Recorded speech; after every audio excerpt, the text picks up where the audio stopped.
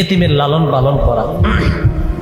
সূরা বাকারার ৮৩ নম্বর আয়াতে আল্লাহ বলেন, লা তা'বুদুনা ইল্লাল্লাহ ওয়া বিল ওয়ালিদাইনি ইহসানান ওয়া যিল কুরবা ওয়াল ইয়াতামা ওয়াল মাসাকিন। তোমরা আল্লাহ ছাড়া কারো ইবাদত করবা না। ওয়া বিল ওয়ালিদাইনি ইহসানা, পিতা মাতার প্রতি সৎ আচরণ করবা। ওয়া যিল কুরবা, নিকটাত্মীয়দের প্রতি সৎ ব্যবহার করবা। ওয়াল ইয়াতামা, এতিমদের সাথে সৎ ব্যবহার করবা। ওয়াল মাসাকিন, অসহায় দুস্থ দরিদ্রদের সাথে সৎ ব্যবহার করবা। এই জায়গায় দেখেন নিকটাত্মীয়র পরের খাটটার কথাই এসে গেছে এতিম, অসহায়ের লালন পালন করা। সূরা বাকারার ২১৫ নম্বর আয়াতে আল্লাহ তাআলা বলেন, ইয়াসআলুনাকা মাযা ইউনফিকুন। নবী, তারা আপনাকে জিজ্ঞাসা করে তারা কি খরচ করবে, কোন খাতে খরচ করবে।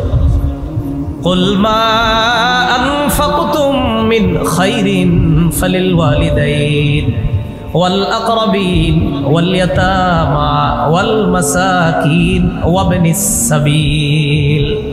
নবী, আপনি বলে দেন তোমরা যেই উত্তম জিনিসগুলা খরচ করো, তোমরা যেই ভালো মাল খরচ করবা, এই খরচের খাত ১ নাম্বার ফালিল ওয়ালিদাইন, পিতামাতার জন্য খরচ করবা। ২ নাম্বার ওয়াল আকরাবিনা, এতিমদের নিকটাত্মীয় যারা তাদের জন্য খরচ করবা। ওয়াল ইয়াতামা, এতিমদের জন্য খরচ করবা। ওয়াল মাসাকিন, অসহায় যারা তাদের জন্য খরচ করবা। ওয়া ইবনিস সাবিল, পথিক মুসাফির, সে যদি সফরে বের হয়ে হঠাৎ তার টাকা পয়সা শেষ হয়ে যায়, তাকে তোমরা এই টাকা দিয়ে সহায়তা প্রদান করবে। এখানে এতিমের কথা আসেন, তো এই আয়াতেও এতিমের কথা আল্লাহ বললেন। দেখবেন মা বাবা আত্মীয়, এরপরে আল্লাহ এতিমের কথা বলছে। বিপরীত দিকে বন্যা পরবর্তী সময়ে এমন এমন এতিম পাওয়া গিয়েছে, যাচ্ছে, যাবে। যেই এতিমের মাও হারিয়ে গেছে, বাবাও হারিয়ে গেছে, ভাই বোনও হয়তো মারা গেছে, এই এতিমকে মানুষ লালন পালন করবে। এর মধ্যে কিছু এতিম এমন থাকবে যার বাবা অনেক টাকা পয়সা আছে, ব্যাংক ব্যালেন্স আছে, জমা আছে। এখন স্বাভাবিকভাবেই এই টাকা পয়সার মালিক কে হবে? ওই শিশুটা। তো এলাকার কিছু হুমলা চুমলা নেতা কি করে জানেন? সুযোগের অসৎ ব্যবহার করার জন্য এই এতিমের দায়িত্ব নেয়। কেন নেয়? টার্গেট হলো ভবিষ্যতে ছলে বলে কৌশলে ফুসলিয়ে কিছু হাতায় নিতে হবে। এই ব্যাপারে আল্লাহ কঠিন হুঁশিয়ারি দিয়েছে। সূরা নিসার ১০ নম্বর আয়াতে আল্লাহ তাআলা বলেন, ইন্নাল্লাযীনা ইয়াকুলুনা আমওয়ালাল ইয়াতামা যুলমা ইন্নামা ইয়াকুলুনা ফি বুতুনিহিম নারা ওয়া সায়াসলাউনা সাঈরা। আল্লাহ তাআলা বলেন, যারা এতিমের সম্পদ ভক্ষণ করে পেটের মধ্যে ঢুকায়, তারা পেটের মধ্যে আগুন ঢুকায়, তারা পেটের মধ্যে আগুন খায়। ৭০ যারা জাহান্নামে প্রবেশ করবে, প্রজ্বলিত আগুনে প্রবেশ করবে। নাউযুবিল্লাহ। তাহলে এক অংশ আমি বলি, বাকি অংশ আপনারা বলেন তো। যারা এতিমের সম্পদ পেটে ঢুকায়, তারা পেটে কি ঢুকায়? যারা এতিমের সম্পদ খায়, তারা পেটে কি খায়? আগুন। তো এটা যে শুধু বন্যা কবলিত এতিম এমন না, আশেপাশে এরকম এতিম পাবেন যে এতিমের পিছনে অনেকে কাজ করে, এতিমের মাথায় হাত বুলায়, হেরে লালন পালন করে, এই নিয়তে কিছু করা যায় কিনা দেখি। এবার আমার এই 2 আঙ্গুলের দিকে তাকান, দেখেন মাঝে একটু ফাঁকা রাখছি, 2 আঙ্গুল হালকা ফাঁকা, দেখছেন সবাই?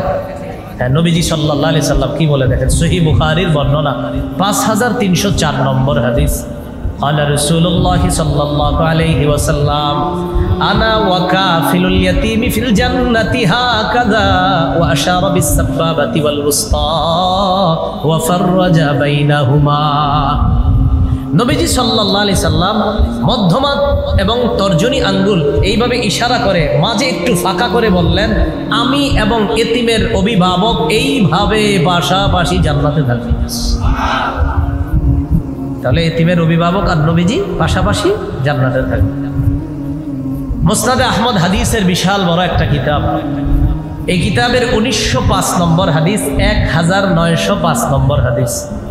قال رسول الله صلى الله عليه وسلم মান যাম্মা ইয়াতীমান বাইনা আবাওয়াইনি মুসলিমাইন হাত্তা ইস্তাগনিয়া আন ওয়াজাবাত লাহুল জান্নাহ আলবাত্তাতা।